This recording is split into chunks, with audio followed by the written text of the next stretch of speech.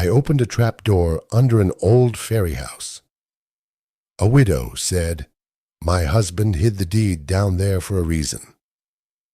Callum Reyes had $8, a duffel bag with a set of hand tools he'd carried since his last steady job on a river ferry maintenance crew, and a habit of checking any old ferry landing he passed for shelter.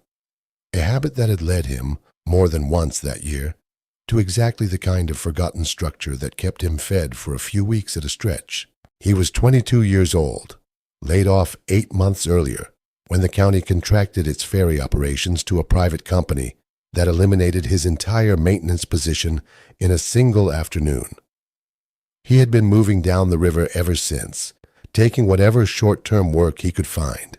The contracting decision had come with barely 2 weeks' notice, and Callum had spent the 8 months since relearning, rivertown by rivertown, that his particular skill with ferry mechanisms and river crossing infrastructure mattered a great deal less to most temporary employers than whether he had a fixed address and a reference from the last 6 months.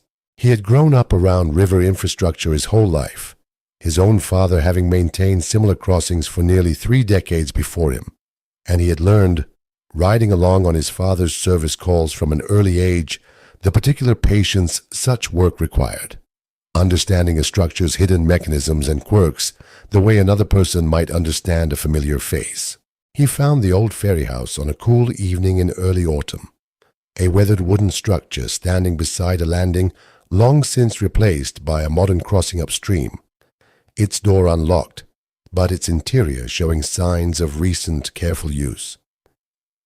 Callum let himself in cautiously and found an elderly woman sitting at a small table, a lantern burning low beside a scattered collection of old papers.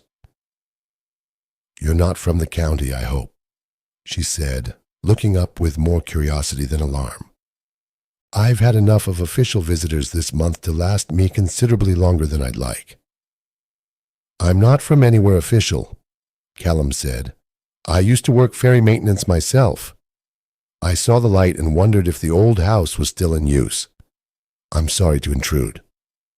"You're not intruding," the woman said. "Name's Delphine Ashcroft. My husband Otis operated this ferry for over 40 years, before the county built the new bridge upstream, and this crossing simply stopped mattering to anyone but the two of us.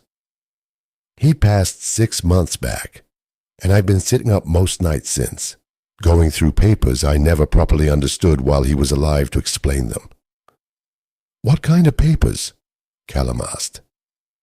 "The deed to this property, or rather the absence of it," Delphine said. "A developer's been pressuring me to sell this land for a riverside condominium project, offering considerably more money than I'd ever expected this old ferry house to be worth. I went looking for the deed to properly review the sale terms, and I can't find it anywhere in this house. Otis always said the deed was somewhere safe, somewhere only the two of us would ever think to look.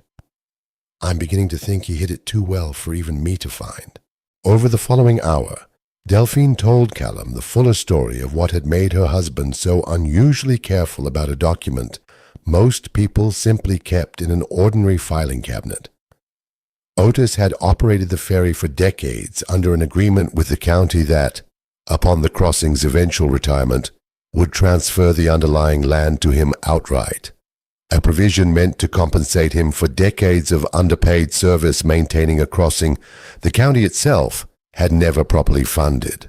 When the new bridge finally rendered the ferry obsolete, the transfer had gone through, but Otis, according to Delphine, had grown increasingly secretive about the deed itself in his final years, worried, she suspected, about a nephew who had made more than one attempt to claim some portion of the property himself. Otis never trusted his nephew Desmond with anything involving money or property, Delphine said. Desmond visited more than once in Otis's final year, always with some new scheme requiring capital, always disappointed when Otis refused to simply hand it over. I think Otis hid the deed specifically to keep it out of Desmond's reach, worried that if something happened to him suddenly, Desmond might find some way to claim the property before I properly understood what I actually owned. Has Desmond approached you about the property since Otis passed? Callum asked. Twice, Delphine said, both times suggesting rather forcefully that I should sell to this developer quickly, before property values in the area supposedly declined. I've begun to wonder whether Desmond and this developer might be working together somehow, though I have no actual proof of that beyond my own suspicion. That kind of coordinated pressure would explain the timing rather neatly, Callum said. A nephew pushing you toward a sale, and a developer conveniently ready with an offer the moment you might be inclined to consider it. That's precisely what I have begun to suspect, Delphine said. Otis always said Desmond had a talent for finding people willing to help him get what he wanted, so long as there was something in it for them too. Callum spent the following days doing the only thing he knew how to do with what little he had. He helped Delphine search the Ferry house more systematically, understanding that a man as careful as Otis apparently was would have chosen a hiding place with genuine deliberation rather than simple convenience. They worked through the Ferry house room by room, Delphine growing increasingly discouraged with each space that failed to yield anything, until Callum's own attention turned toward the structure itself rather than its contents, understanding that a man who built and maintained ferries for decades would think naturally in terms of a structure's hidden capacities. He tapped along the floorboards methodically, listening for the subtle variation in sound that would indicate a hollow space beneath, the same technique he'd once used checking ferry decking for hidden rot before it became visible from above. What exactly are you listening for? Delphine asked, watching him work his way slowly around the room's perimeter. A difference in the sound, Callum said. Solid ground beneath a floor sounds different than open space. It's a subtle thing, but a trained ear catches it eventually, if the difference actually exists to be found.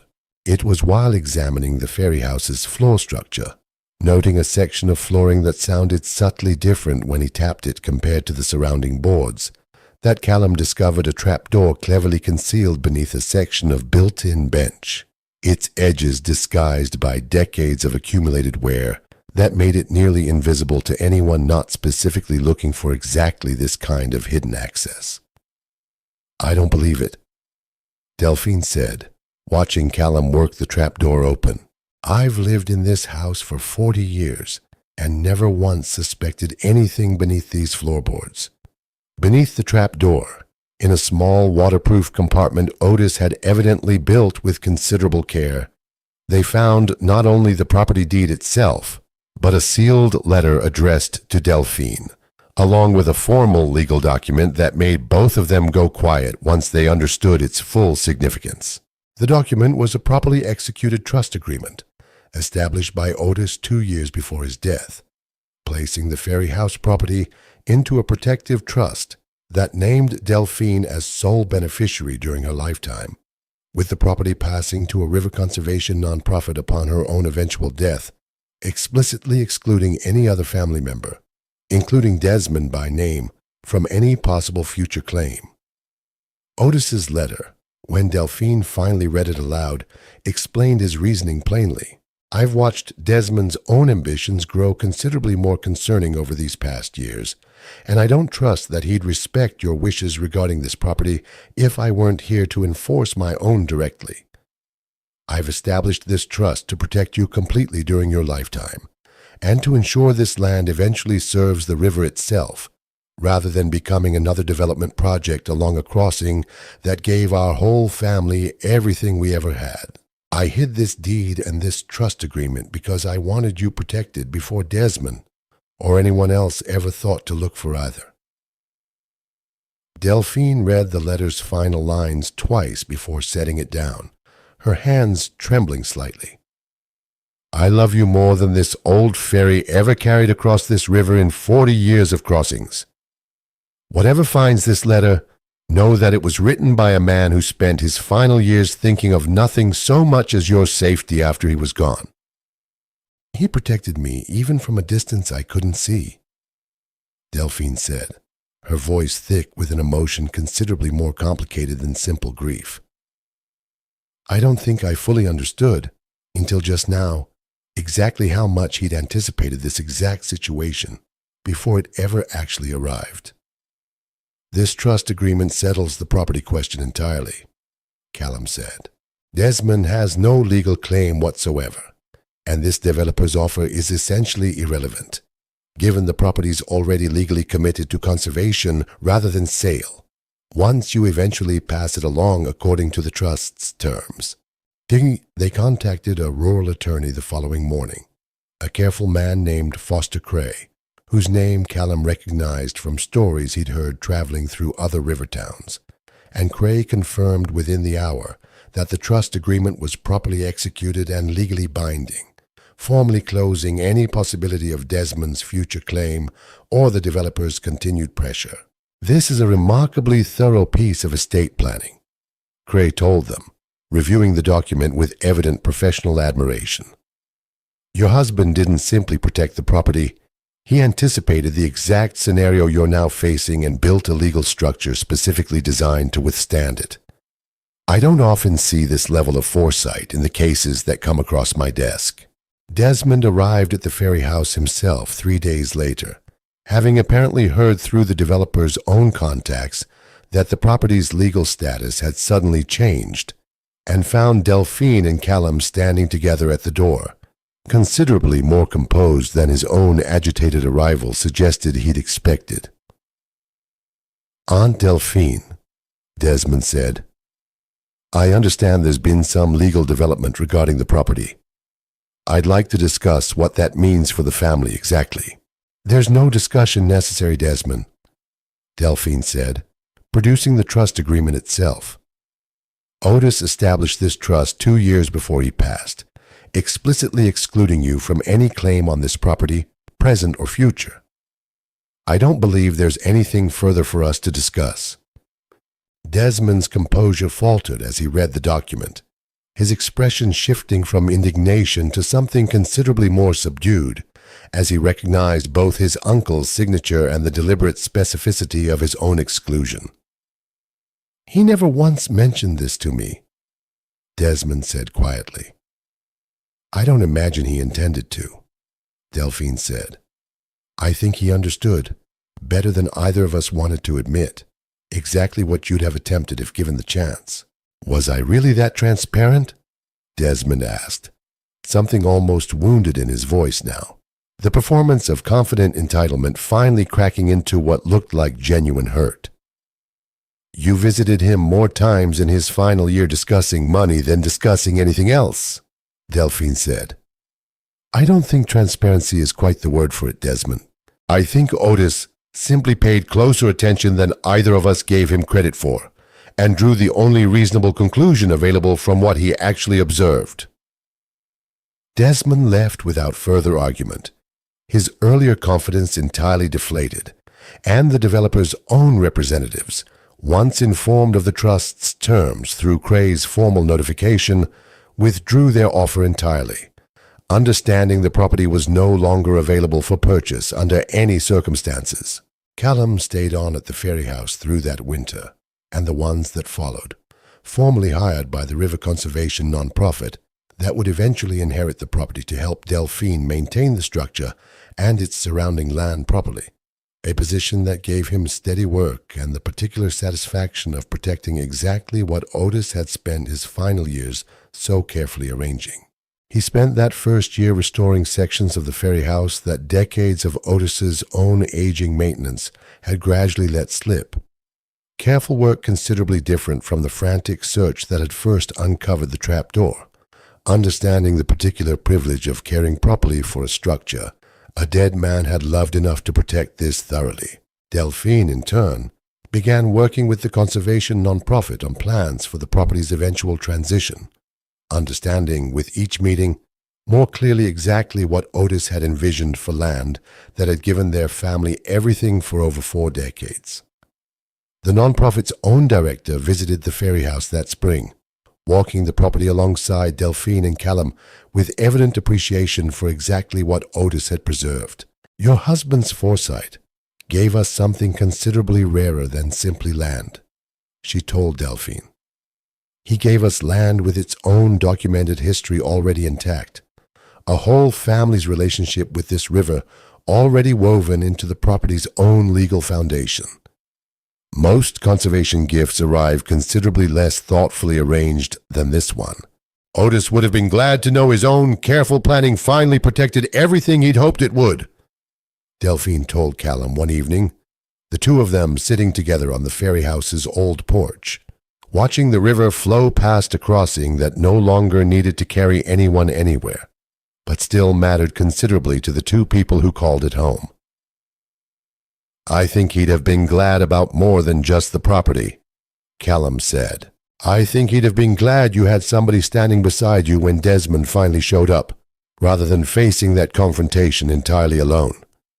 Callum wrote to his own father that winter, describing the Ferry house and the trapdoor and the whole strange sequence of events that had led a routine search for shelter to become, in the end, exactly the kind of steady purpose he'd feared he might never find again after the privatization ended his own maintenance career. His father's reply came a few weeks later, brief but proud in the particular way Callum remembered him always being. Told you a good ferryman's instinct for reading a structure properly would find use somewhere, whatever the county decided about needing it anymore. Proud of you for finding what a careful man spent 2 years hiding, right when a widow needed it found.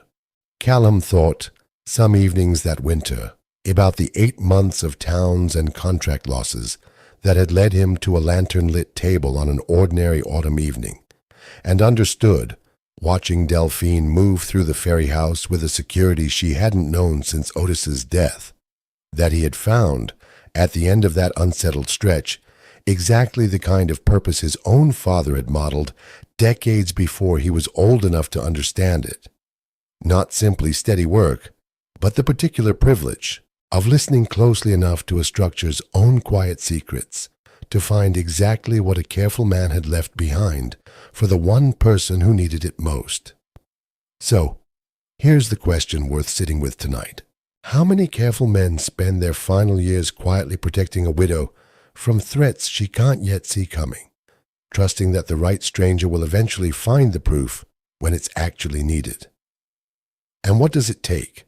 A trapdoor beneath a familiar bench, a trust agreement 2 years in the making, a nephew's ambition finally meeting a wall he never saw prepared against him, for that quiet protection to finally reveal itself? If this story stayed with you, subscribe to Ember and Rail, because there's always room by the fire for one more, and tell us in the comments where in the world you're watching from tonight.